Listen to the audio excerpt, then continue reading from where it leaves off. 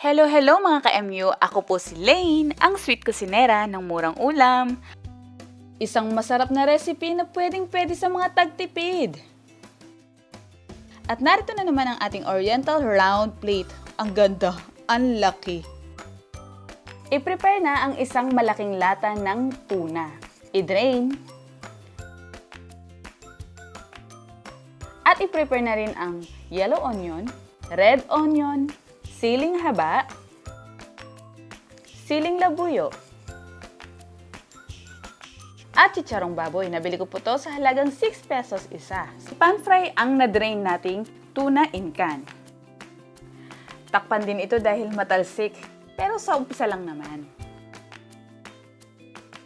Haluin ito ng haluin hanggang sa mag-brown ang color. Ilagay natin ito sa isang bowl. At ihalo na rin ang red onion, yellow onion, siling haba, siling labuyo, oyster sauce,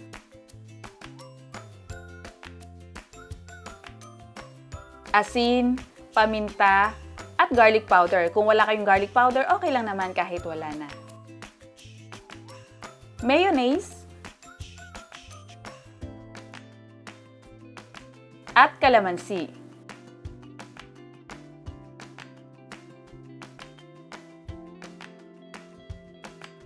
Ilagay na rin ang pork chicharon.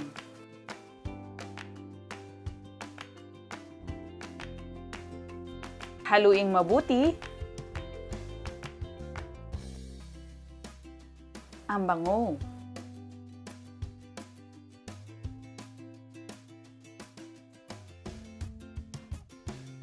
I-transfer natin ito sa ating sizzling plate. Pahiran muna ito ng konting mantika. Kung wala kayong sizzling plate, pwede naman ang non-stick pan. Kung wala kayong non-stick pan, pwede naman yung ordinaryong kawali. Pwede naman yon. Magtunaw ng butter.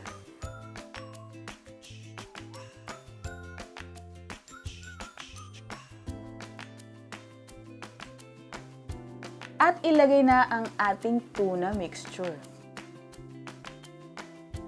Ang bango. Tatakam ako. Natatakam ba kayo?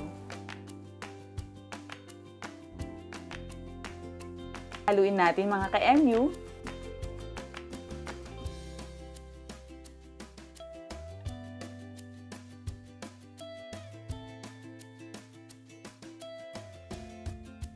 At para makumpleto, lagyan natin ito ng egg. Kabango naman. Pwedeng-pwede itong iulam o kaya ipampulutan. Narito na ang ating sizzling tuna sisig. At para naman sa ating tanong mga ka-MU, ano ang paborito ninyong isinisisig? O pwedeng pork sisig, chicken sisig, tuna sisig, tofu sisig, bangus sisig, at iba pang mga sisig na alam ninyo. I-comment lamang ang iyong sagot at tandaan, walang maling sagot dito.